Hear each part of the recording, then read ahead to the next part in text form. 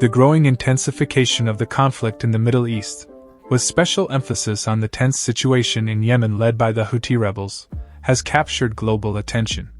Recent US-led airstrikes, designed to undermine the capabilities of Iran-backed Houthi rebels, have shed light on the intricate nature of this standoff. Despite the shocking air offensives, the Houthi insurgents maintain that they have not suffered damage and reaffirm their determination to continue attacking both U.S. military and civilian vessels.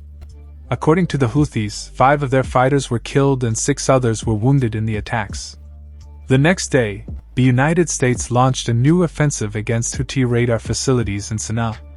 On January 14th, U.S. and UK airstrikes were reported on Hodeidah, with reports suggesting the presence of surveillance aircraft nearby. Furthermore, Israel's involvement in these attacks is rumored. Amid these events, a U.S. fighter jet intercepted an anti-ship cruise missile fired by Iran-backed Houthi forces in Yemen.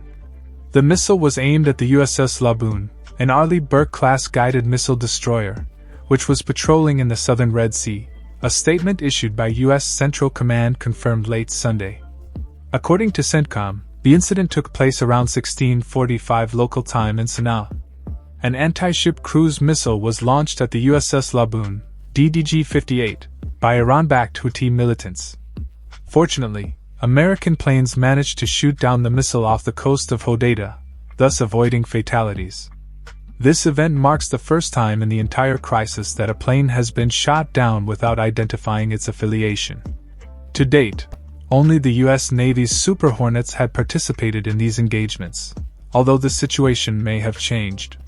Clarification in this regard has been requested from the corresponding authorities. In the complicated chessboard that is the conflict in the Middle East, the recent episode marks the second known assault by Houthi forces against shipping in the region since the United States and the United Kingdom carried out targeted bombings in Yemen in response to the persistent attacks on ships. In a tug-of-war of violence, the USS Laboon has played a prominent role, shooting down a considerable number of Houthi missiles and drones in recent weeks. On January 10th, the Houthis unleashed a massive attack on the USS Dwight D. Eisenhower, USS Gravely, USS Laboon, USS Mason, and HMS Diamond, deploying at least 21 drones and missiles. 2 days later, the United States and the United Kingdom unleashed airstrikes on more than a dozen Houthi targets in Yemen. This offensive was unleashed just hours after the group's leader threatened retaliation for any U.S. action against his forces. The strikes marked the first of their kind against the Houthis in Yemen since the start of the Red Sea crisis, with more than 150 bombs and Tomahawk missiles hitting 28 targets in rebel-held areas. In a more recent twist, U.S. Central Command reported an attack by Iranian-designed drones, as well as the launch of anti-ship cruise and anti-ship ballistic missiles from Houthi-controlled territory in Yemen. CENTCOM highlighted that these attacks were intercepted by F/A-18 fighters from the aircraft carrier USS Dwight D. Eisenhower, 3 American destroyers and a British Navy ship. British officials validated the American version of the Houthis' failed attempts. Faced with this escalation, the British Defense Secretary stated that Britain is forced to take military action against the Houthis in Yemen in response to their attacks in the Red Sea. British Prime Minister Rishi Sunak has acceded to a U.S. request for help, committing to limited and targeted strikes in this complex dance of interests and tensions in the region. In the intriguing scenario of the Yemeni conflict, the Houthi spokesman dismisses the recent attacks, ensuring that they have not substantially affected the group's ability to hinder maritime traffic. However, the real impact is revealed in the persistent 2-month disruption that the Houthis have orchestrated in Red Sea trade. This siege has forced prominent shipping companies to redirect their vessels towards the Cape of Good Hope, at the southern tip of Africa, triggering a palpable disruption in global trade. The waters of the Red Sea, usually transited by a flow of goods valued between $3 and $9 billion a day, have experienced an alarming decrease of 40% since the beginning of the attacks.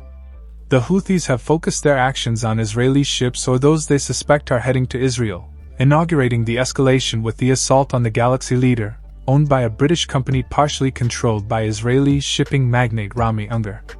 After being captured, the ship headed towards Yemen, marking the beginning of a series of subsequent attempts, some thwarted by U.S. Navy destroyers during the early stages of the war in Gaza.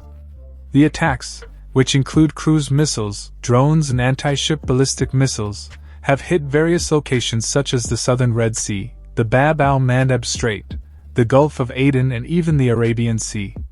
According to the United States, the Red Sea represents approximately 15% of global maritime traffic, involving 8% of global grain trade, 12% of maritime oil transportation, and 8% of global liquefied natural gas, LNG, transportation. In response to this crisis, some large shipping companies have suspended operations in the region, while insurance premiums have soared tenfold since the beginning of December. Faced with this scenario, the United States has announced the creation of a new naval force to protect ships, in view of the recommendations of multiple shipping companies to avoid the Bab al-Mandeb Strait, opting to circumnavigate Africa. The complexity of the conflict intensifies with the territorial control of the Houthis, who dominate Sana'a and northwest Yemen, including the Red Sea coast. This region is home to the majority of the Yemeni population, where the Houthis have established a de facto administration, collecting taxes and issuing currency. Meanwhile, Yemen's internationally recognized government is based in Aden in the south, controlled by the Presidential Leadership Council from 2022, following the delegation of authority by President Hadi. The Houthis, the main actor in this geopolitical confusion, are an armed political and religious party that supports the Zaydis, a Shia Muslim minority in Yemen. Under the official name of Ansar Allah, they emerged in the 1990s, embracing the name of their founder, Hussein al-Houthi. The current leadership falls to his brother, Abdul Malik al-Houthi, and the group proclaims itself as part of the Iranian-led axis of resistance against Israel, the United States and the West, aligning itself with armed movements such as Hamas and Hezbollah.